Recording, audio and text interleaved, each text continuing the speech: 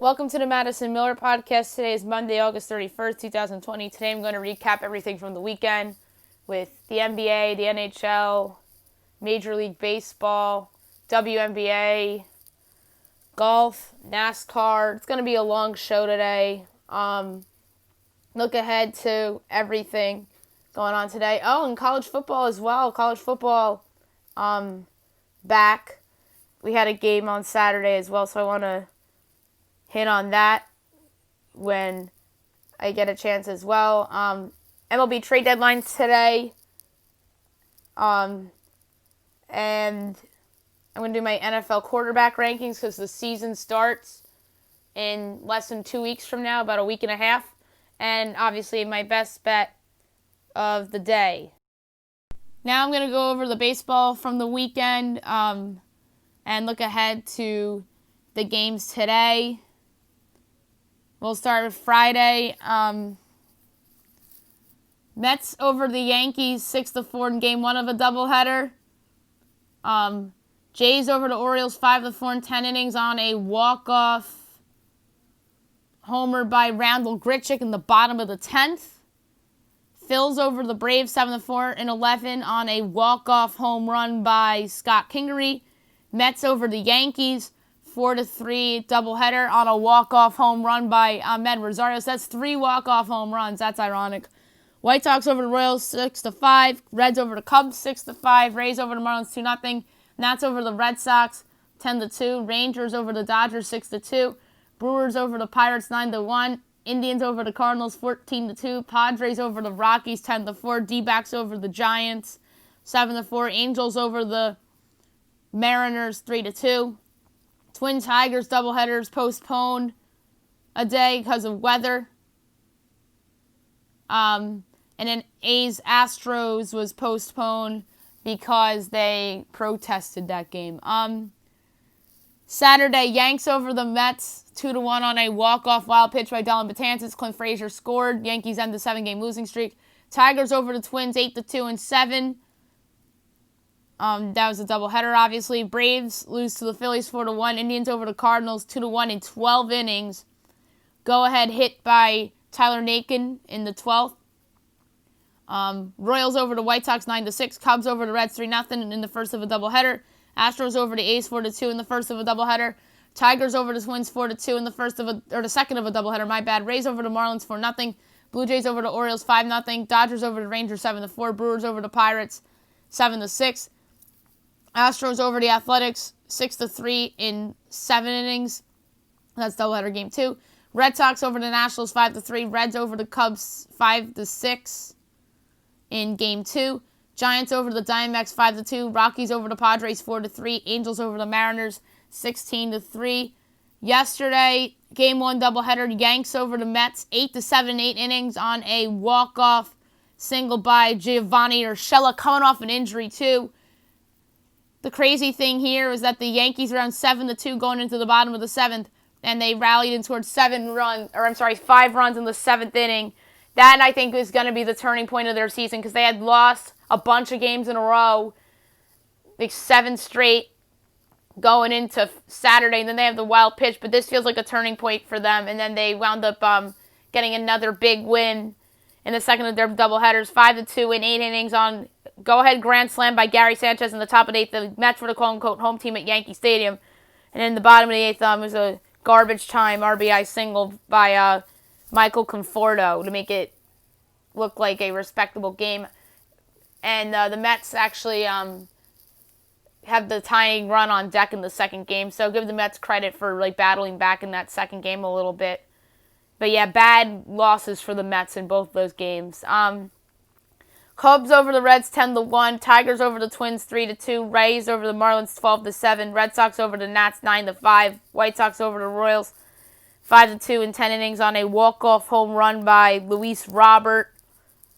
Pirates over the Brewers 5-1. Cards over the Indians 7-2. Dodgers over the Rangers 7-2.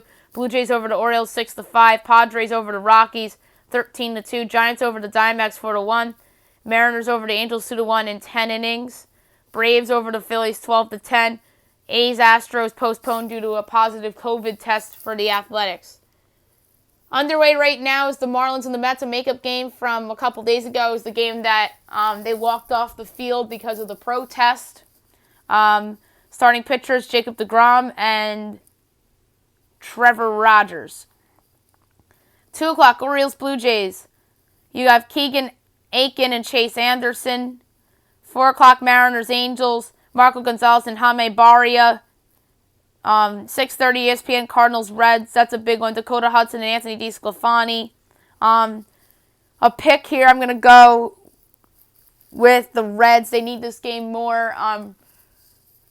Today's the trade deadline. Do they trade Trevor Bauer or not? It looks like they're going to keep him. You got a little under 3 hours to go for the deadline. So give me the Reds at home against the Cards. They need that game more. 7 o'clock, you have the Rays and the Yankees. You got Tyler Glasnow and Garrett Cole. Garrett Cole kind of needs to bounce back from that game against the Braves, in which he gave up 3 homers in. He pitched well against Tampa Bay last week. Glasnow, meanwhile, has been disappointing this year. Nats, Phils, Eric Feed and Spencer Howard. Braves, Red Sox, Max Fried and Colton Brewer. Pirates, Brewers. Trevor Williams for Pittsburgh. We don't know who's going for Milwaukee. 8 o'clock, Indians, Royals. Shane Bieber, Brad Keller. That's a tremendous pitching matchup. White Sox, Twins, Lucas Giolito and Rich Hill. 9:30 ESPN, the New Look Padres against the Rockies. Garrett Richards against German Marquez. San Diego should be favored here, and they are the better team now with the trades they've made. We'll talk about them in a couple minutes. So give me the Padres on the road against the Rockies. German Marquez has regressed a little bit after a superb start to his season. Now we'll go over the NBA from the weekend. They resumed games after a 3-day hiatus on Saturday. The Bucks defeated the Magic 118-104 to close them out to go to the second round. Giannis had 28 points, 17 boards. Nikola Vucevic had 22, 15, and 5. Rockets over the Thunder 114-80 to take a 3-2 series lead. James Harden 31 points to lead Houston. Dennis Schroeder had 19 for Oklahoma City. Oklahoma City played terribly. That was the worst I've seen them in the bubble thus far. I have in October in my head because we were just doing baseball and thinking playoffs. Lakers over the Blazers 131-122 to close them out. Blazers competitive in this game without Lillard. Anthony Davis 43 points and LeBron had a triple-double, 36, 10, and 10. Meanwhile, for Portland, C.J. McCollum had 36 points and 7 assists, so he stepped up to keep the Blazers in that game. Sunday, Celtics over the Raptors, 112-94 to win Game 1. Impressive win for Boston. Jason Tatum, 21 points to lead the way. Kyle Lowry had 17 points and 8 assists. Clippers over the Mavs, 111-97 to close out that series. Kawhi had 33, 14, and 7. Luka Doncic, 38, 9, and 9. Nuggets over the Jazz, 119-107 to force a Game 7. Unbelievable. They're down 3-1 in the series. They may be able to pull this out. Jamal Murray, who's been the breakout star of the postseason thus far, 50 points to lead the way for Denver. Donovan Mitchell had 44 points for Utah. 2 games today, 6:30 TNT, Game 1, Heat Bucks. The Bucks are favored by 5.5. According to ESPN, but I'm going to go to FanDuel right now and see what they have it as. 5.5 as well, over under 224. I didn't really project the totals, but this one I think will go. I don't feel good about it, but I'm going to go over 224. I think Giannis is going to have a big game. Jimmy Butler, Bam. You would think under for this because of these teams' defensive reputations. But I think this goes over. I think both these teams are awesome offensively, so give me the over. And at 9 o'clock, you have the Thunder and the Rockets. Rockets giving 5.5 over under 226.5. I'm taking the Thunder in the points. I think that the Rockets close out tonight. I'm going to say Rockets win, but Oklahoma City covers. I have a big edge on the Thunder against the spread. Even with Russell Westbrook back, I think the Thunder won't quit in this game. Chris Paul, I don't think will go down easily and quit. And so give me the Thunder getting the points, although I think the Rockets will win the game. Now I'm going to go over the Stanley Cup playoffs from the weekend and look ahead to today. Hockey resumed on Saturday. Lightning over the Bruins 3-1 to take a 3-1 series lead. Number 1 star of the game with 2 goals, Andre Palat. Number 2 star of the game with 2 assists, Nikita Kucherov. And the number 3 star of the game with 29 saves on 30 shots, Andre Vasilevsky. Islanders over the Flyers 3-1 to take a 3-1 series lead. Number 1 star of the game with 2 assists, Jordan Eberle. Number 2 star didn't have a point but played well. Defenseman Adam Pelech. And the number 3 star of the game with a goal for Philly, Tyler Plitik. Golden Knights over the Canucks 3-0 to take a 3-1 series lead. The number 1 star of the game with 31 saves on 31 shots, Robin Leonard. Number 2 star of the game with a goal, Alex Tuch. Number 3 star of the game with an assist, Shea Theodore.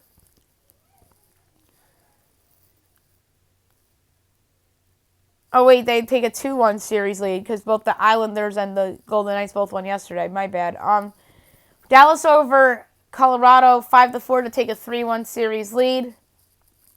Number 2 star of the game with a goal and assist for Pence. Number 3 star with the goal and assist, Cale Makar. Number 1 star of the game with a goal and 2 assists for Nick Fasca.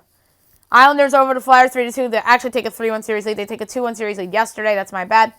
Number 3 star of the game with 36 saves on 38 shots, Thomas Greiss. Number 2 star of the game with 2 assists, Josh Bailey. Number 1 star of the game with 2 goals, Brock Nelson. Golden Knights over Canucks 5-3 to take a 3-1 series lead. The number 3 star of the game with 3 assists, Mark Stone. Number 2 star of the game with a goal and assist, Nate Schmidt. Number 1 star of the game with 2 goals and assists, Max Pacioretty. 2 games today, 7 o'clock NBCSN. Bruins Lightning, elimination game for Boston. Potential clincher for the Lightning. I think Boston is going to win here. I think that they won't go down easy. I just think this is going to be a more competitive series to make Tampa sweat a little bit. So give me the Bruins as an underdog against Tampa Bay. And at 9:45, Dallas and the Avs. I'm going to go Colorado. I don't feel good about it. The force of Game 6. So give me the Avs over the Stars to force a Game 6. WNBA will go over the games from Friday to yesterday and look ahead. Or, I'm sorry, they don't play on Mondays, I don't think. Actually, no, there are games today because there were scheduled games from the pause. The league resumed on Friday. Lynx over the Dream 88-79. The Lynx 10-4. Atlanta 3-12. Crystal Dangerfield 23 points. Bentija Laney had 22-5 for Atlanta. Sparks over the Sun 80-76. The Sparks 11-3. Connecticut 6-9. Chelsea Gray 27 points. Alyssa Thomas had 19 with 9 boards. Mercury over the Mystics 94-72. The Mercury 8-7. Much needed win for them. Washington 4-10. Skylar Diggins-Smith 24 points. Leonie Mitchell had 17 with 5 assists for the Mystics. Saturday. Aces over to Liberty 80-63. The Aces 12-3. New York 2-13. Aja Wilson had 20 points. Paris Kia had 14 for New York. Storm over the Sky 88-74. The Storm are 13-3. Chicago's 10-6. Breanna Stewart 21 points. Kayla Cooper had 19 with 6 boards for Chicago. Wings over the Fever 82-78. The Wings are 6-10. Indy 5-10. Enrique Agambali had 30 for Dallas. Kelsey Mitchell, 19 with 4 assists for the Fever. Sunday, Mystics lose against the Sun, 76-63. The Sun, 7-9. Washington, 4-11. Dewana Bonner had 20 with 11 boards for Connecticut. Emma Messiman, 14 for Washington. Mercury over the Lynx, 83-79. The Mercury are 9-7. Minnesota, 10-5. Skylar Diggins-Smith had 25 points. Crystal Dangerfield had 20 for Minnesota. Sparks over the Dream 84-79. The Sparks are 12-3. They're playing really well. Atlanta 3-13. Brittany Sykes had 15 for LA. Kennedy Carter had 26 for Atlanta. 2 games today, 6 o'clock CBS Sports Network. Sky Fever were scheduled from Thursday when they were on hiatus. I'm going to go with Chicago here. They need to bounce back from the loss against the Storm. So give me the Sky here to bounce back against the Fever. A great game at 10 o'clock. They have the Sparks and the Lynx were scheduled from Wednesday. I'm going to go with the Sparks here. I think they're better, although I think Minnesota has a coaching advantage. So give me the Sparks here against the Lynx. Now I'm going to go over the college football game from Saturday. It was an FCS game. Yes, college football is back. I apologize that we didn't pick it. I was going to go with Central Arkansas in that game, and the winner of that game happened to be Central Arkansas, 24-17. I thought it would be like a 24-20 type of game, so I was a field goal away from a cover.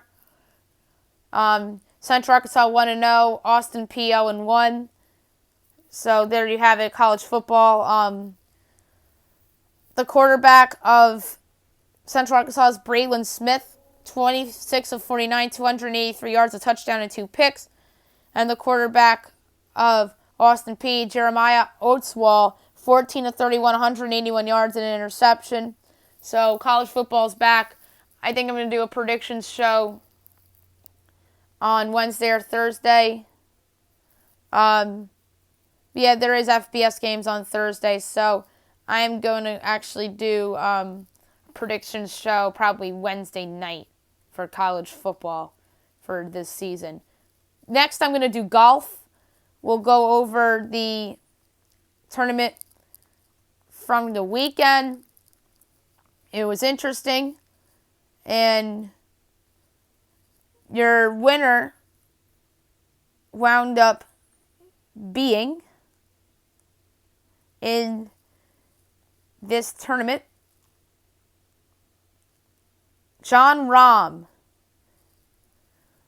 with a score of 4 under in a playoff with Dustin Johnson, who almost won a second week in a row. That would have been unreal. They tied pretty much, but Jon Rahm had a 3 in the playoff, Dustin Johnson had a 4. Joaquin Niemann and Hideki Matsuyama tied for 3rd with 2 under.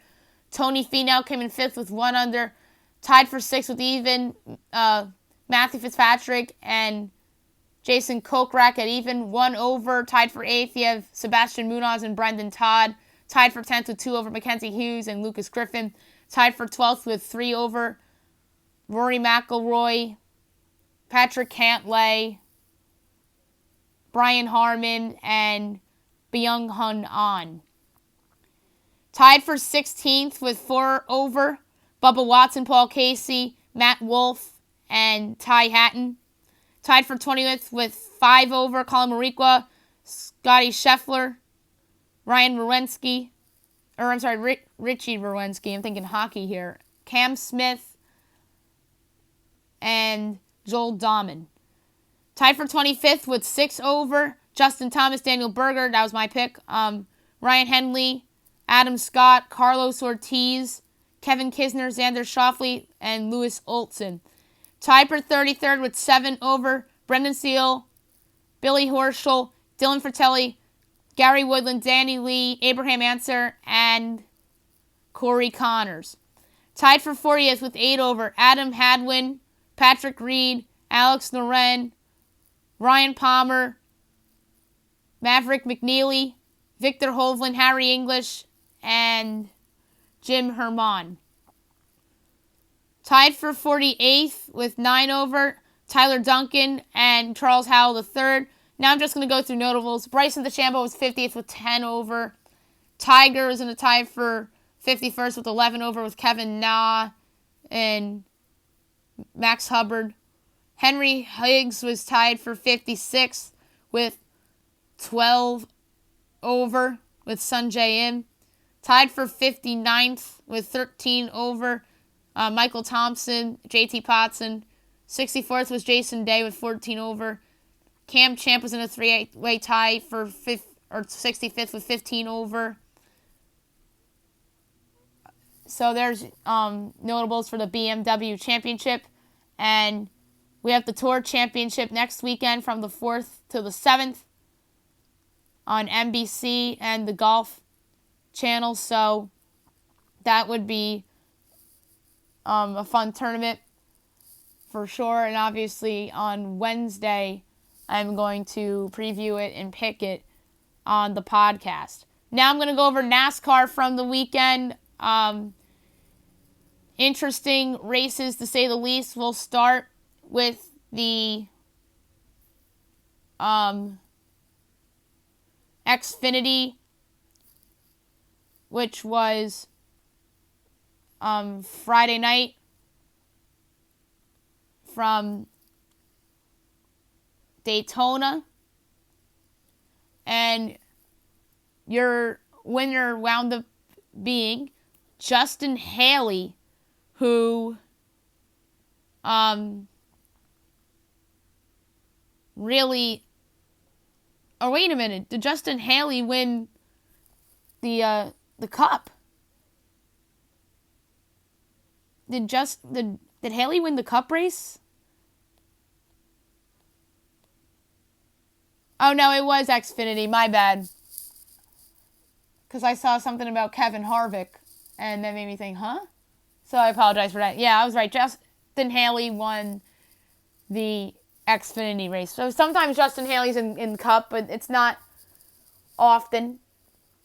Greg Golding, 2nd. Chase Briscoe, 3rd. Riley Herbst, 4th. Harrison Burton, 5th. Ross Chastain, 6th. Michael Annett, 7th. Austin Cindric, 8th. Josh Williams, 9th. Jesse Little, 10th. Rest of it, Vinnie Miller, Colby Howard, Brandon Jones, Tommy Joe Martins, AJ Allmendinger, Matt Mills, Mike Harmon, Timmy Veens, Myatt Snyder, Jeremy Clements, Anthony Alfredo, Timmy Hill, Ryan Sieg, Daniel Hemrick, Chad Fincham, Brandon Brown, Brett Moffitt, Joey Gase, Justin Allgaier, Alex Labb, Noah Gragson, BJ McClellan, Jeffrey Earnhardt, Cody Vanderwall, John Jackson, Cesar Barcarella, and Joe Graff Jr. Now the Cup results from Daytona on Saturday night. And William Byron, first win of his career. Good for him. Well deserved for him. Chase Elliott, 2nd. Denny Hamlin, 3rd. Truex Jr., 4th. Martin Truex Jr. Bubba Wallace, 5th. That's great for him. Ryan Blaney, 6th. That was my pick. 7th, Alex Bowman. 8th, Brendan Gaugman, with an asterisk by his name. I can't find why there's an asterisk by his name, but we'll find out. 9th, Chris Buescher. 10th, Brad Keselowski. The rest of it, John Nemechek, Matt DiBenedetto, Chris Bell, Michael McDowell, Brendan Poole, Ross Chastain, Jimmy Johnson, Eric Almirola, Clint Bowyer, Kevin Harvick, Corey LaJoie, Ty Dillon, Quinn Houff, Timmy Hill has an asterisk by his name as well. Austin Dillon, Daniel Suarez, Joey Logano, Matt Kenseth, Tyler Riddick, Cole Custer, Joey Gase, Ricky Stenhouse Jr., Kyle Busch, Kurt Busch, Eric Jones, Ryan Newman, Ryan Preece, Josh Bilicki, James Davison, and J.J. Yealy is your results from the Daytona race over the weekend. And now the gateway results from the Truck Series, which was on Sunday. Sheldon Creed gets the win. 2nd, Brett Moffitt. 3rd, Austin Hill. 4th, Sam Meyer. 5th, Stuart Friesen. 6th, Raphael Lessard. 7th, Zane Smith. 8th, Grant Effinger. 9th, Ty Majeski. 10th, Tanner Gray. The rest, Ben Rhodes, Tyler Ankrum, Derek Kraus, Matt Kraft, and Carson Hosvar. Danny Bond, Jordan Anderson, Tate Fogelman, Clay Greenfield, Kyle Donahue, Tyler Hill, Todd Gilliland. That's who I picked. He came in a whopping 22nd. That's not great. Dawson Cram, Chandler Smith, Spencer Boyd, Bryant Barnhill, Roger Roos, Natalie Decker, Norm Benning, Austin Wayne Self, Jennifer Jo Cobb, Christian X, and Johnny Sauter fills out the rest of the field. Now I'm going to do my NFL quarterback rankings going into the season. So the season starts in a week and a half from today, 11 days, September 10th. Today will be quarterbacks. Tomorrow's running backs. Wednesday will be wide receivers. Thursday, tight end. Friday, offensive linemen. But I'm going to break it down into centers, guards, and tackles. And then Monday will be defensive linemen. And then I'll break it into tackles and ends. Tuesday, next week, will be linebackers. I'll break it down into inside and outside, if that makes any sense. So inside and middle I'll do together, and then the outside linebackers I'll do separately. And then on Wednesday of next week, I'm going to do cornerbacks and safeties separately. And then Thursday, I'm going to do kickers and punters. And I'm going to do the overall list on the NFL prediction special show, which will be next Wednesday night. So that should be fun. All right. Without further ado, the quarterback rankings for the 2020 NFL season. I have 35 on here because I think there's going to be teams that are going to be mixing and matching throughout the season, and it's obvious who those teams are. My number 35th ranked quarterback coming into the season is Justin Herbert of the Chargers. I think he'll see some playing time towards the end of the season. I do not think that he is a game changer by any stretch of the imagination. But I think he comes into a good situation because there's a lot of talent on that roster. 34, Tua Tagovailoa, Miami Dolphins. I think Tua will see playing time eventually. I think Tua is going to be a star in the league if he is the same quarterback that he was at Alabama that helped lead them to the national championship back in the 2017 season. 33, Joe Burrow, Cincinnati Bengals. I think this is a game changer for the Bengals. Franchise quarterback. I think he's going to be a star eventually. I think that he has an offense that he can succeed with right away, but I'm not convinced that he has a great offensive line in front of him. So that is why I have him only 33rd. And I did this with all the rookies. I always put the rookies at the bottom of the list. I normally tend to do that unless if I just think that the rookie quarterbacks are either awful or just absolutely special, depending. Or there's other quarterbacks that are just awful. That's what I mean, not the rookie quarterbacks necessarily. I just have the rookies at the bottom because they're unknowns. 32, Ty Taylor of the Chargers. I am not a Ty Taylor fan. He, to me, is just a losing quarterback. Sometimes he has talent around him, but he never really has put it all together. He's just, to me, a 7-9 quarterback. It's just mediocre.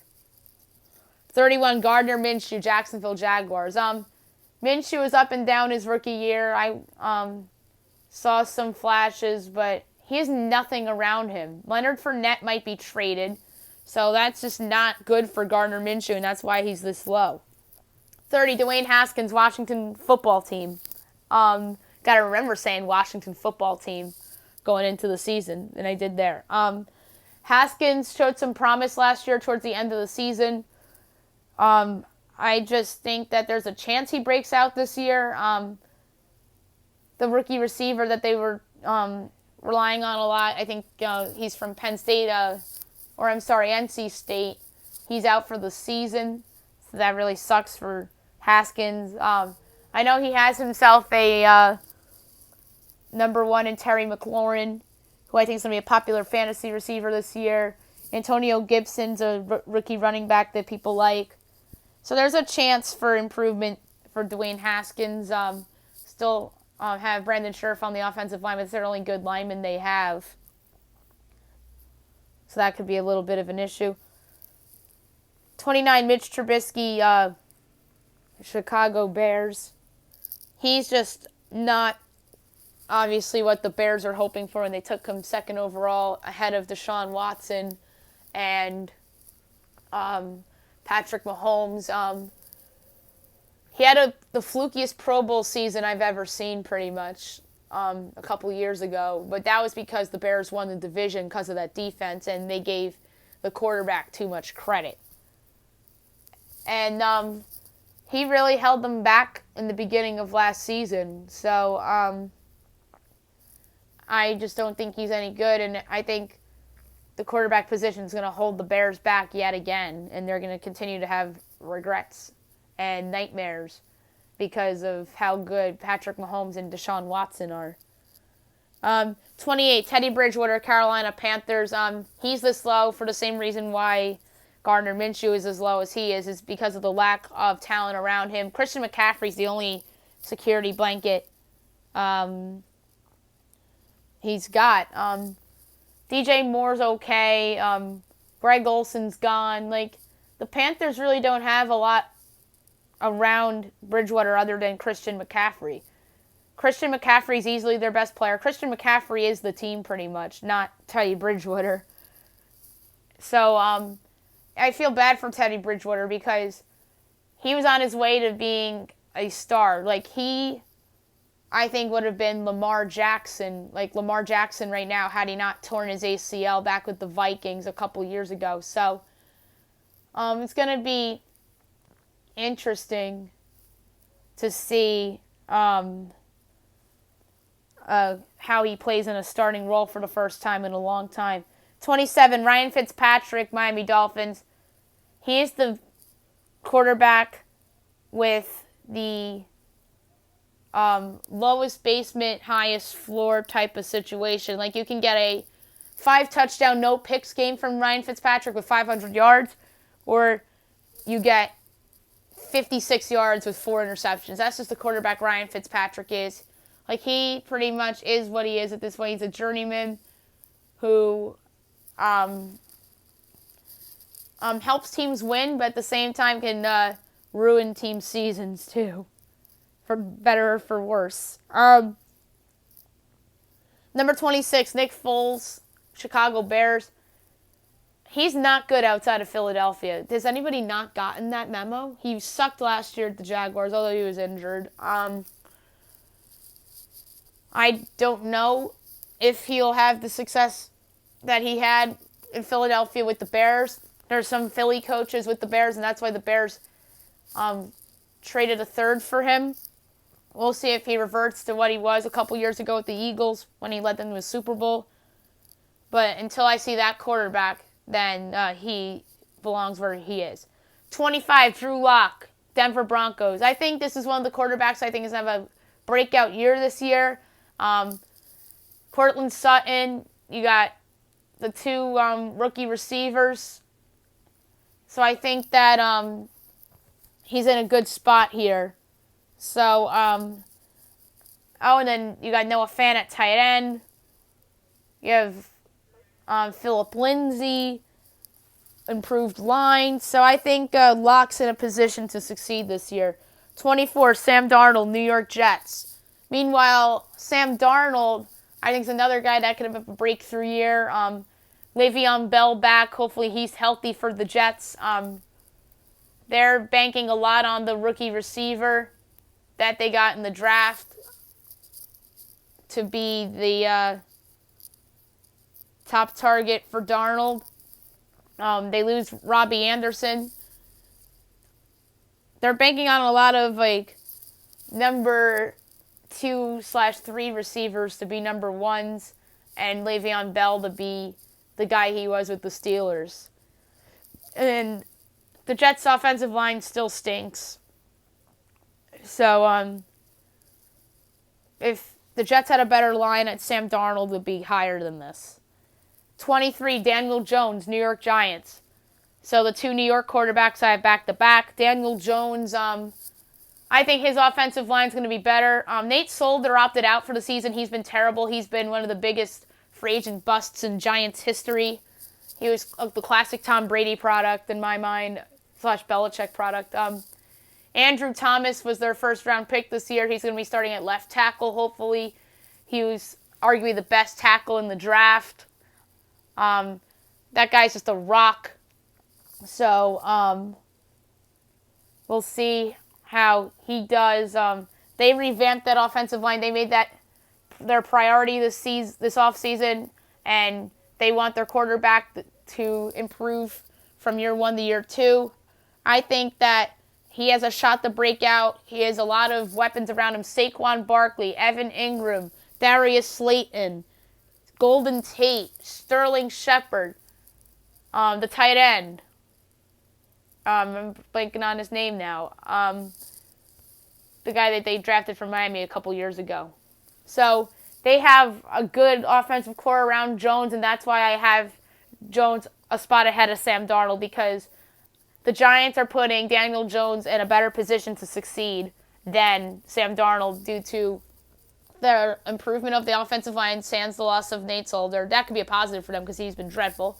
And the weapons around Jones rather than the lack thereof weapons around Sam Darnold outside of Le'Veon Bell.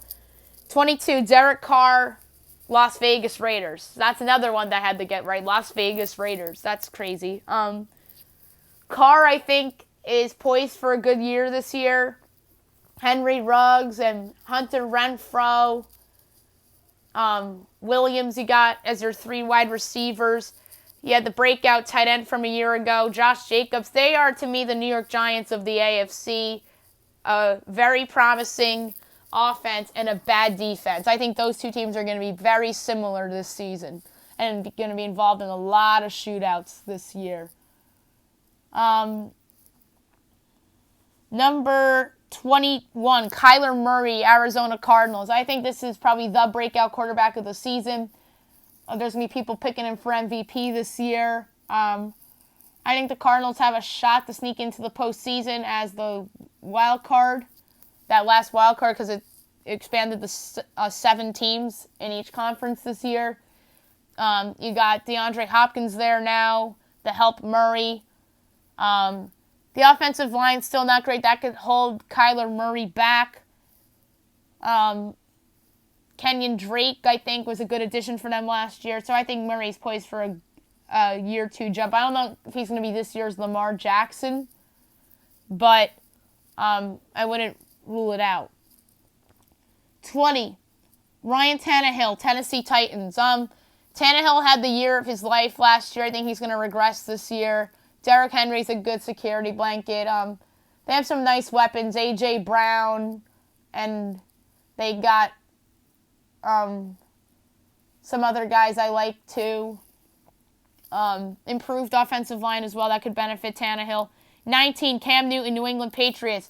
This ranking could be very, very right or very, very wrong in either direction. I think it was big that the Patriots went out and signed him, because I don't think Stidham would have been the answer. Stidham probably would have been 35 on the list if Cam Newton wasn't signed by the Patriots. Or not signed at all, and would have been 36th. Or maybe 35th beneath Burrow and Tua, but ahead of Herbert. But, yeah. Cam Newton, I think he has a shot to succeed. Offensive line solid. Got some solid receivers, solid running backs. Don't love their tight ends. The defense isn't going to be as good with all the opt-outs they have. But I think that's a team that could be in a lot of shootouts if Newton looks like the Newton from a couple of years ago with the Panthers. 18, Jared Goff, Los Angeles Rams. Goff has regressed the last few years after leading the Rams to a Super Bowl. The Rams are a team that's in hell right now, trading a lot of draft picks to win now. Their window, to me, is closed. And that's very unfortunate because we thought at this time a year or 2 ago that this was going to be a possible dynasty, but nope. Overpays for Goff, overpay for Ramsey. Aaron Donald, you had to keep. I'm going to defend that one to the nails. They did make some moves. Maybe they'll be a little better than expected, but I just don't think that they're very good anymore. And I think that the Rams probably wish they didn't overpay Jared Goff. 17, Josh Allen, Buffalo Bills. This is another guy that I think can make another big step forward with the addition of Stephon Diggs. Offensive line better. Deion Dawkins got paid. So, Allen's another interesting guy. 16, Kirk Cousins, Minnesota Vikings. Cousins, obviously, is feast or famine. He silenced demons last year by going into New Orleans and getting that big playoff win. But there's people that are obviously going to say, well, he got lucky because that was offensive pass interference. Saints were robbed by the refs. And you're going to hearing all those Cousins haters saying that. And then they're going to say, oh, well, he flopped against the Niners. But that Niners defense was awesome and what carried them to the Super Bowl. So, we'll see. It's going to be interesting to see if Cousins has a big season. I think that Thielen and Justin Jefferson and Kyle Rudolph, I think that's a good foundation. Dalvin Cook, too. So it's going to be very, very interesting to see how that goes. 15, Matt Stafford, Detroit Lions. I think that he could be in for a good year if he stays healthy, but I just don't really love everything around him. Although they got better at running back, DeAndre Swift. Kenny Galladay had a breakout year last year. Marvin Jones is good.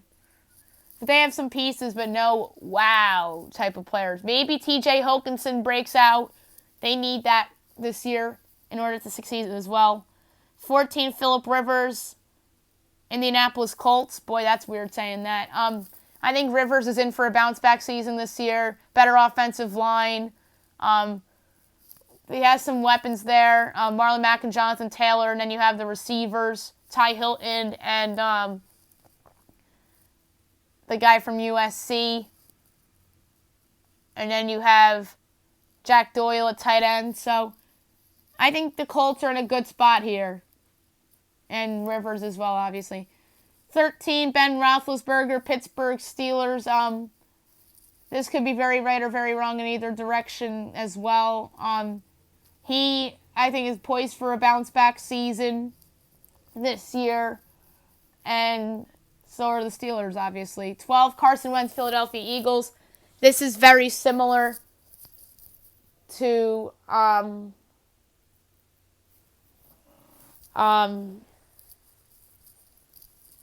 Cam Newton and Roethlisberger in that sense that it could be very right or very wrong. So Wentz, I think, has to stay healthy. If he's healthy, then the Eagles should be considered the favorites in that division along with the Cowboys. But his health is really, I think, the difference between them and Dallas. Carson Wentz just has to stay healthy for 16 games. And Dak Prescott has already proven that. 11, Jimmy Garoppolo, San Francisco 49ers. I think he's getting too much hate for that Super Bowl loss last year. I thought he was awesome last year, helping the 49ers get to the Super Bowl.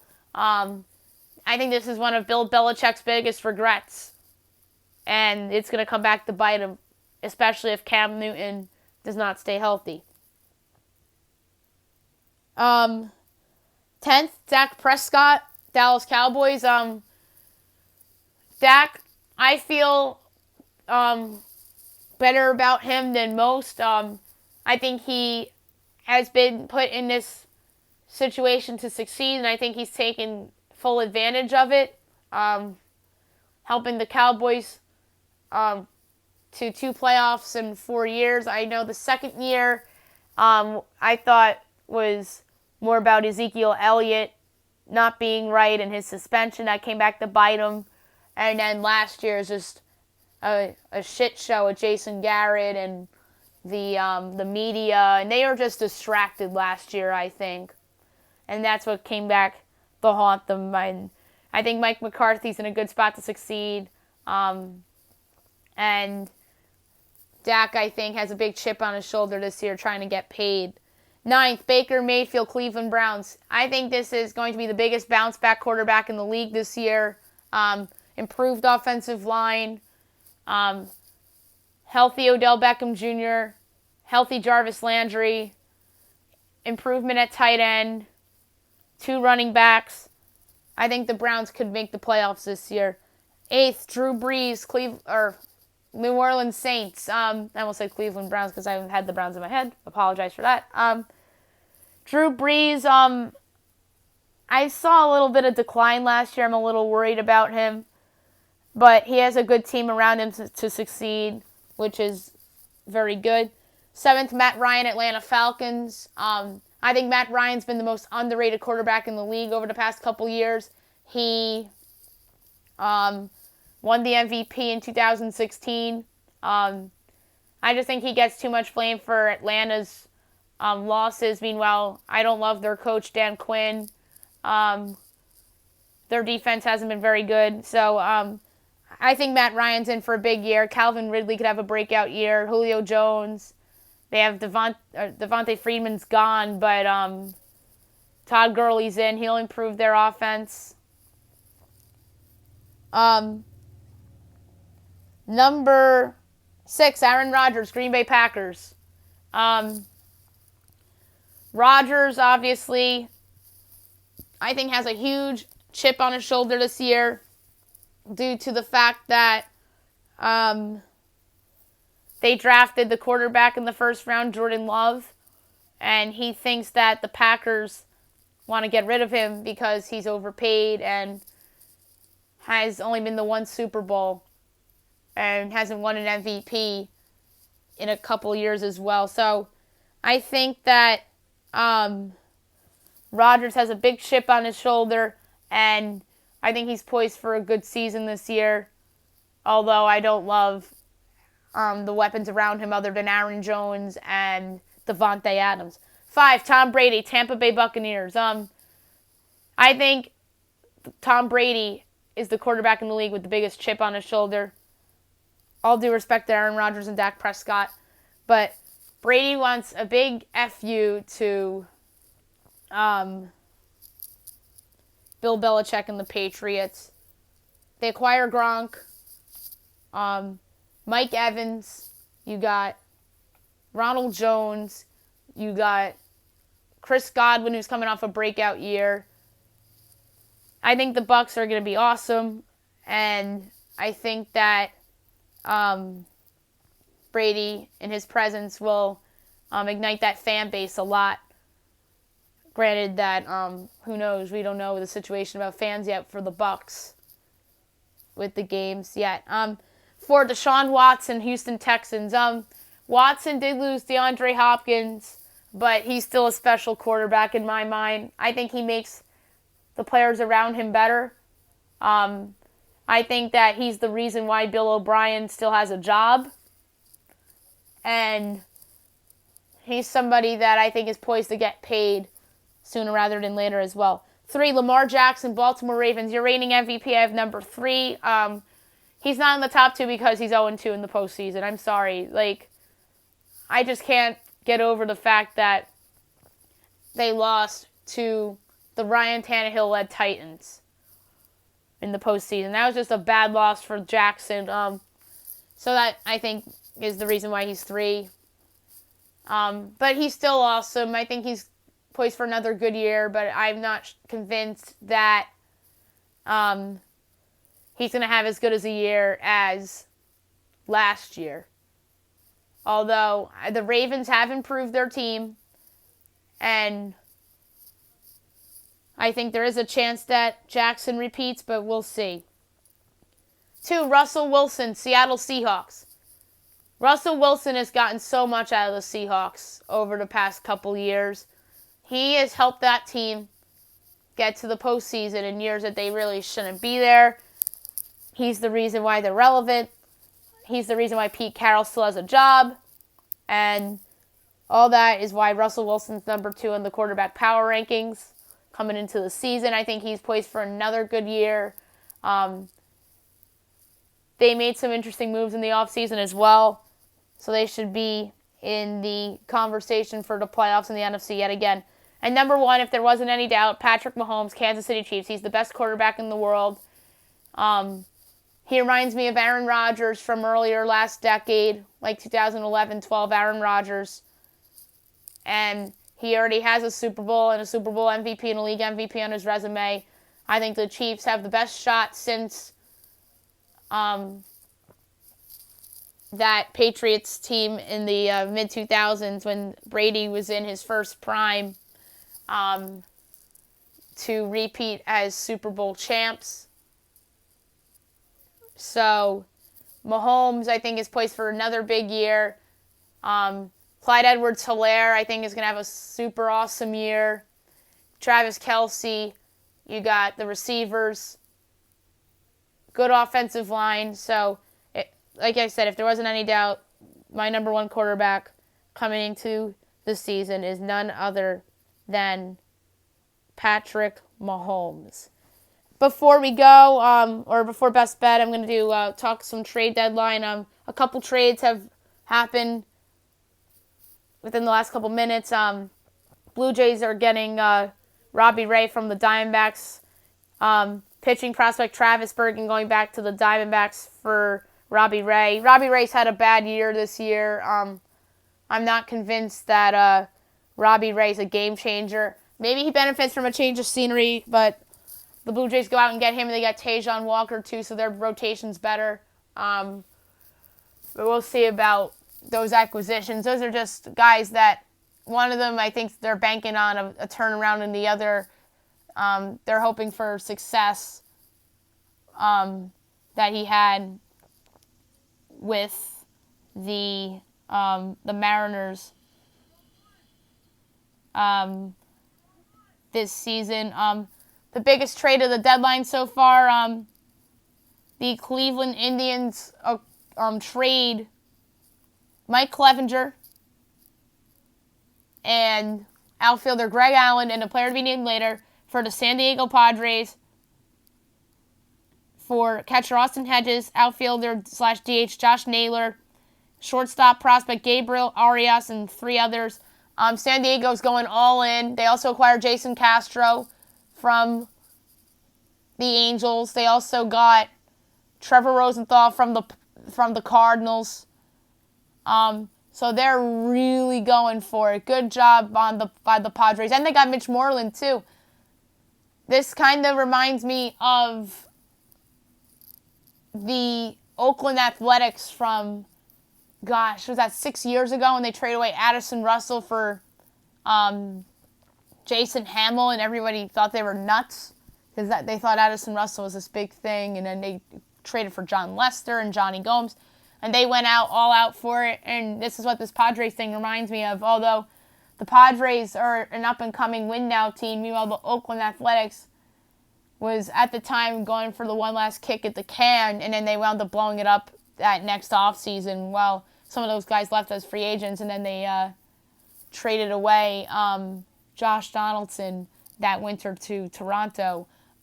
So good on San Diego. I think the Dodgers have legit competition now in the National League West. They're 5 back. They, I believe, have a couple more games left against them as well. So it's going to be interesting to see if the Padres catch up or not. The Yankees are looking at starters Lance Lynn and Dylan Bundy and Kevin Gossman. I think they're under some pressure to make a move in their rotation. Although the weak link in their rotation, Jay Happ, actually pitched well against the Mets the other day. Got to give Happ credit where credit's due, because the Mets right now have a better lineup than the Yankees, only because the Yankees are missing Aaron Judge. And the Yankees did get DJ LeMahieu back, and they got Giovanni Urshela back. Gleyber Torres is coming back soon as well. So the Yanks, I think, had a good weekend after getting swept on Friday by the Mets. So it's going to be interesting to see if they make any moves today. I could see them making a bullpen move too, maybe even offense too, with the injury to Aaron Hicks. So they're under some pressure to do stuff. I think the Yankees and the Dodgers are the teams to look out for in the next 2 hours to do something big, potentially. The Mets are playing right now against the Marlins. They got calls on Edwin Diaz. Red Sox are selling. We talked about Moreland getting dealt. And then, obviously, those 2 relievers they traded away as well. We'll see if they move any big names. Then just go division by division. The Rays made that small move, the Brett Phillips move, the other day. I think they can use another bat and maybe an arm as like a reliever insurance or something like that, or even a starter if Charlie Morton doesn't come back. So keep an eye out for them. Orioles, I think, are going to be a seller. Maybe they trade Jose Iglesias. Maybe they trade some other pieces as well. Talked about the Blue Jays already. Indians trade Mike Clevenger. Do they trade Zach Plesac too? Probably not. I think they had a really good day today. It kind of reminded me of when San Diego and Cincinnati overpaid in that other trade, the Trevor Bauer trade, and Cleveland got all those pieces back. So Cleveland, I think, is in a great position even to turn some of those assets into a bat, potentially, to help them this year. That's what I would do if I'm Cleveland right now. Oh, yeah, and then the other trade San Diego made was for catcher Austin Nola. They overpaid for him. They sent Taylor Trammell to Seattle. And Austin Nola was having a career year with the Mariners this year, too. So that was a big trade by the Padres, too, speaking of them. And then also the AL Central White Sox, I think, are looking at an arm. Lance Lynn's the one to keep an eye out for me. That's who I predicted would go there on my trade deadline podcast the other day, so that's kind of ironic. Twins, I think, could use an arm in the bullpen. They've not played well lately, fallen behind the White Sox and the Indians in the division. The Royals obviously traded Trevor Rosenthal. Do they move any other pieces? Tigers, I think, are a seller too. Angels already traded away Jason Castro. They traded Tommy La Stella to Oakland for the failed prospect Franklin Barreto. Maybe he has a change of scenery. Oakland traded for Mike Minor today. He's had a bad year. Maybe change of scenery. Maybe it's like a Robbie Ray situation. Maybe there's a change of scenery for him.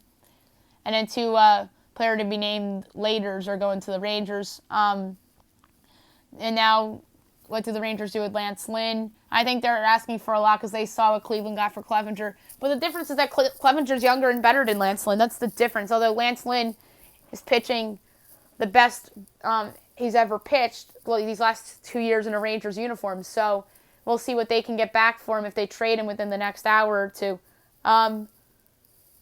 Astros, I think, need an arm. And then the Mariners are obviously a seller. They traded away Austin Nola to San Diego and got Taylor Trammell back, which was pretty impressive. They traded away Tyjon Walker to Toronto. They're obviously open for business. We talked about the Mets a little bit. I think that they should probably be a buyer because that division's so weak. No Soroka. Take advantage of that. So we'll see if they can go out and get a piece, or maybe they go the other way and sell. So if I'm Brody Van Wagenen, I'm exploring all options right now, but if I'm them, I'd be a buyer. Marlins, I think, should be a seller. I think their hot start was a fluke. That was proven over the weekend against the Rays as they swept them. And then they're losing to the Mets right now. And by the way, the other prospects going to Cleveland, infielder Owen Miller, righty Cal Quantrill, that's a good get for them, and lefty Joey Cantillo. So that's a great package for Clevenger. And the guys going back to Texas in the minor deal are outfielder Marcus Smith and third baseman Dustin Harris. Smith, obviously the 22 prospect on MLB.com for Oakland. I think that they should have gotten an arm instead of an extra bat. But Texas needs young bats in their system because their offense is so bad. So we'll see how that trade turns out for them. But back to the NL East, the Braves are looking at stars. They're looking at Bundy and Gausman and Lynn. They were in play for Clevenger but didn't pull the trigger. I predicted that they were going to trade for Trevor Bauer, but then the Reds have started to play better, so maybe they won't deal him. Phillies, I think, can use another arm in their bullpen. We'll see what they can do. Nationals, I think, are a big wild card today. They could either buy or sell. I suggested that they should trade Starlin Castro the other day. He's having a good season.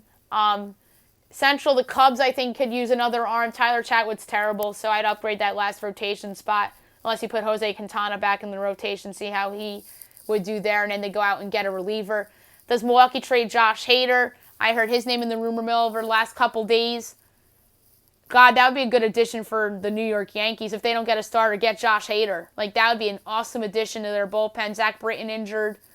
Tommy Kahnle out for the year. So I think that would be a great ad for the New York Yankees if they were able to get him. That would have been a good Padres ad too, but they traded everything away to get Mike Clevenger and all the other guys that they have acquired. Cardinals are, I think, going to be a buyer. The Pirates are going to be a seller. They're bad. And then the Reds, I think, will maybe make a minor move today. We'll see. Dodgers are under pressure to do something with the Padres making all their big splashes.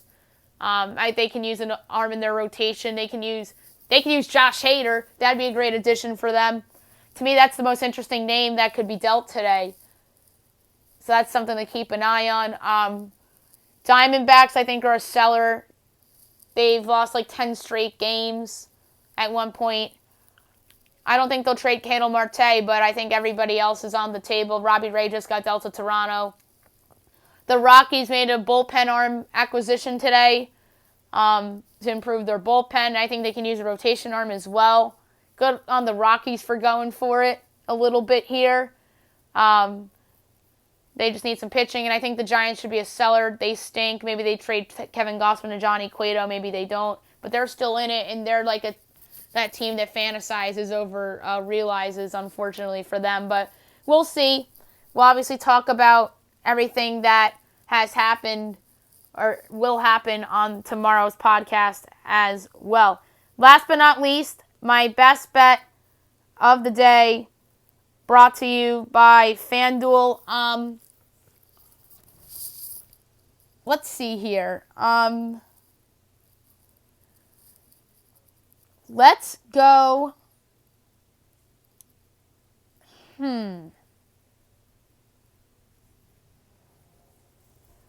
I like the over in the Braves-Red Sox game, 9.5. I know the juice is on the over minus 118. It could go up to 10. I would still take the over there. But would I rather go that way or over 9 in the White Sox-Twins game? But Giolito coming off the no-hitter. The Twins do well against Giolito. So you know what? I'm going to actually change my mind. I'm going to go with the over in the White Sox-Twins game, minus 104. That's the better value. So maybe I can get a push out of that. So best bet of the day, White Sox-Twins over 9. I know I said it was going to be a long podcast today because of so much that happened over the weekend. We'll be back tomorrow recapping baseball, hockey, basketball, WNBA, looking ahead to tomorrow. Trade deadline, obviously, as well, and I'll have my best bet for you as well. Hope you guys have a great day, everyone.